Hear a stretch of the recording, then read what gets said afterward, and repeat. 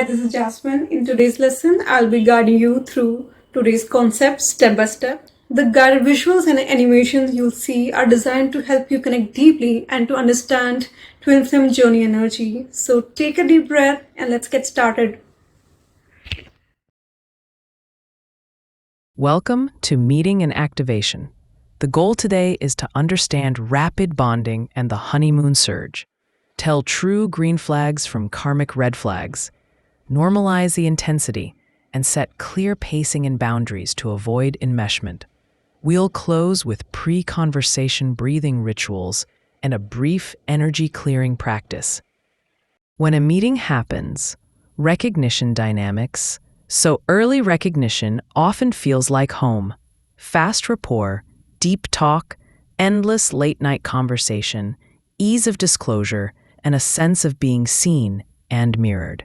This is common in twin flame narratives and intensifies the honeymoon feeling. The honeymoon phase itself is powered by novelty, idealization, and bonding chemistry. Dopamine and oxytocin can heighten reward and connection, which is why everything feels so vivid at first. Normalizing this matters. The surge is real and can be wonderful, but clarity returns when the body is calm. Skills that steady arousal help values lead, not adrenaline. Note one word for today's body state: amped, soft, steady, to track reactivity before choices. Traits: true twin flame green flags versus karmic red flags. Green flag traits often described: mutuality, growth that brings out the best, steady respect even during conflict, holistic growth in life, inner healing, and a shared pull toward authenticity and soul purpose. Common karmic red flags: cycles of drama and rupture, codependence, one-sided effort, manipulation or power imbalance, and conflict that escalates rather than repairs. Use this lens. Does the bond sustain functioning and self-leadership, or does it erode sleep, focus, and boundaries? True green flags tend to stabilize life even while deepening connection. Micro-reflection. List one observed green flag and one red flag. Decide on one protective behavior for this week if the red flag shows again. Recognition, honeymoon, and pacing the connection. The honeymoon feels amazing, but slow it down.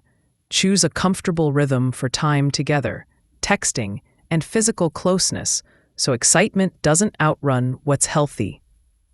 Pacing in practice. Agree to frequency, example, 1 date per week, communication windows, and physical boundaries you can both keep. Sustainable pace preserves the spark. After time together, do a quick check. Did sleep, meals, and tasks stay on track?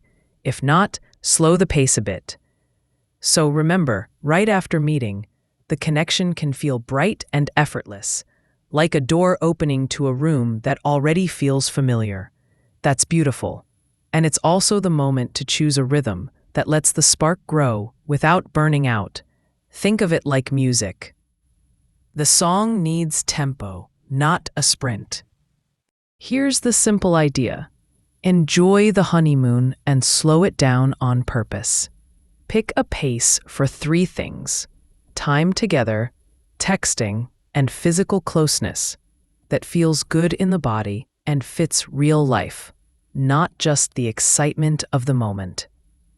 When the body stays calm and daily life stays steady, the connection deepens instead of fraying. Let's make that practical. Imagine the next 7 days. What's a comfortable plan? Maybe it's 1 date this week, not 3. Maybe it's texting after work hours so the mind can focus during the day. And maybe physical closeness moves in steps, with a check-in every time, so either person can say, "not yet," without pressure. Clear is kind, caring, and thoughtful. Let's do a quick body preview together. If it's comfortable, gently close your eyes. take 5 slow breaths. Inhale for a count of 4.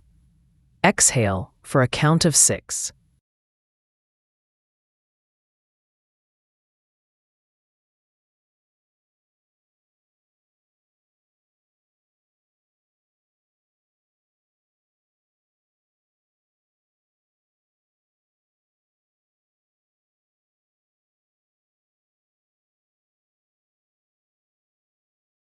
With that steady rhythm, picture the next week as a calm, clear plan. One date, evening texts, and a simple check-in before any intimacy. Now ask the body, not the mind, does this pace feel settled or tense? If tension shows up, ease one dial down. Shorten the date a little. Text a little less. Keep physical boundaries steady for now. The right pace feels breathable, like there's room to be present.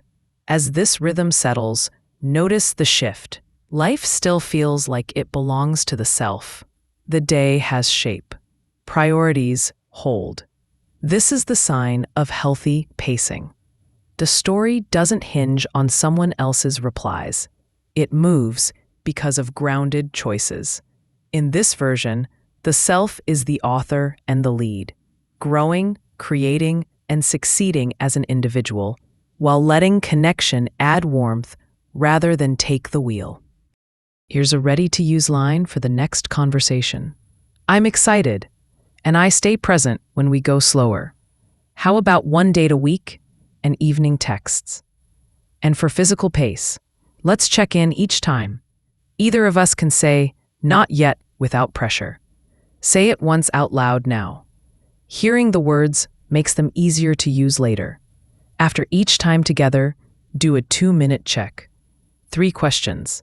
Did sleep stay on track? Did meals and movement happen? Did the must-do tasks get done? If 2 or more of those slicked, take the pace down 1 notch next week. That might mean fewer hours together, fewer messages, or holding boundaries steady for another round. This isn't punishment. It's maintenance, like tuning an instrument so the song can keep playing. Let's set the plan together, right here. Fill in the blanks in the mind or speak them softly. This week, our time together is, our messaging window is, our physical pace is, and we'll check in each time. Now seal it with a micro-commitment. I choose this pace for 7 days so the connection stays steady and life stays balanced. Before any important talk, add a short calming ritual. Sit a little taller, soften the jaw, breathe in for 4, out for 6, 10 times. Place a hand on the heart and think clarity and care. Then read the pacing line once and send it or speak it.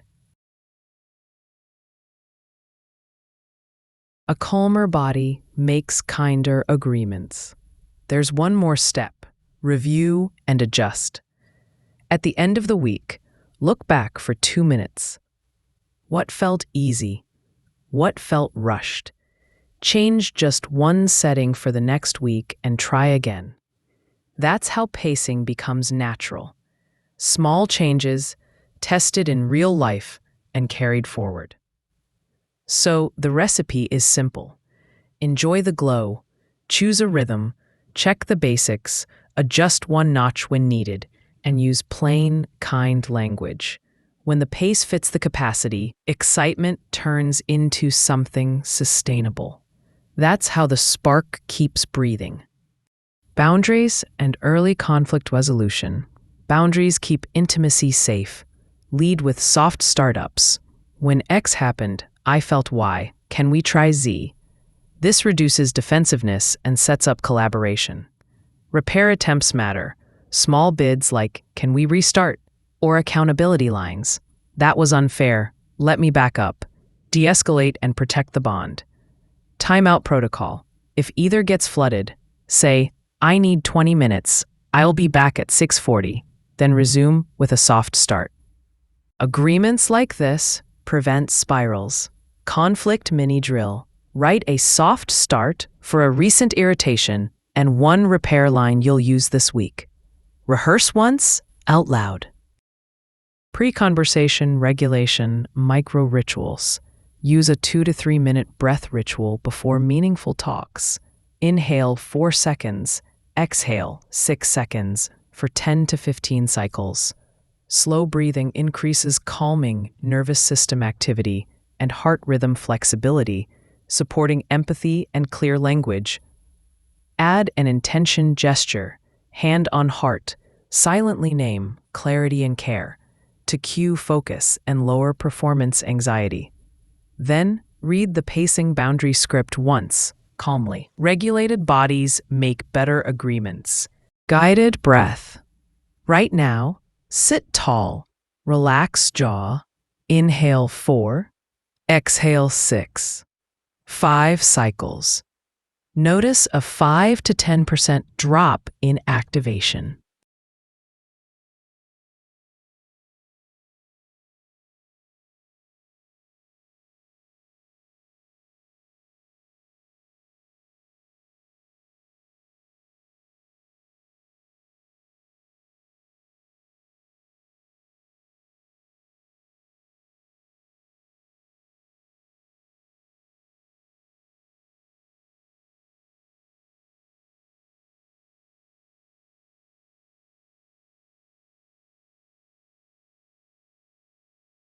Energy healing micro practice. Supportive, not coercive. Use a brief personal energy clearing for self-alignment, not to influence another. 60 to 90 seconds of gentle humming on the exhale, and a quick grounding sweep. Imagine brushing off the day from shoulders to hands. Close by setting a personal intention. I choose presence and pacing. Subtle somatic cues like breath and hum can steady the system before connection. Meeting and activation become safer when intensity is normalized, pace is agreed, and repairs come early. Download the Pacing and Boundaries one-pager, rehearse one script, and schedule a 3-minute breath ritual before the next big conversation. Before moving on, there are 3 quick tools to keep close. Think of them as small anchors that help the connection feel steady and sane. First, the green versus red flags checklist. This is a 1-page scan to notice what's healthy and what needs attention. Green flags sound like mutual effort, everyday respect, and routines that stay intact. Red flags sound like constant drama, power struggles, or pressure that erases boundaries. Use it like a weekly traffic light. Circle the greens to build on, underline any reds to slow down, and reset. Next, the soft start and repair script sheet. These are short, kind lines for real moments.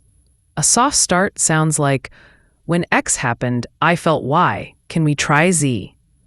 A repair sounds like, I want us on the same side. Can we restart? Keep this sheet handy. Read one line before a talk, and the whole tone changes. Finally, the 3-minute pre-talk breath card with an intention prompt. Sit tall, relax the jaw, and breathe. In for 4, out for 6, for 3 minutes. Then add a simple intention. Clarity and care, or kind and clear. This tiny ritual steadies the body so words land more softly and agreements come easier. Use the checklist to orient, the script sheet to speak, and the breath card to prepare. Together, they keep the spark bright, the pacing kind, and the path clear. Notes: honeymoon intensity is common. Let pacing protect it. Slow breathing and soothing rhythm practices improve HRV and downshift stress reactivity, aiding communication. Early conflict skills, soft startups, repairs, and timeouts prevent enmeshment and resentment.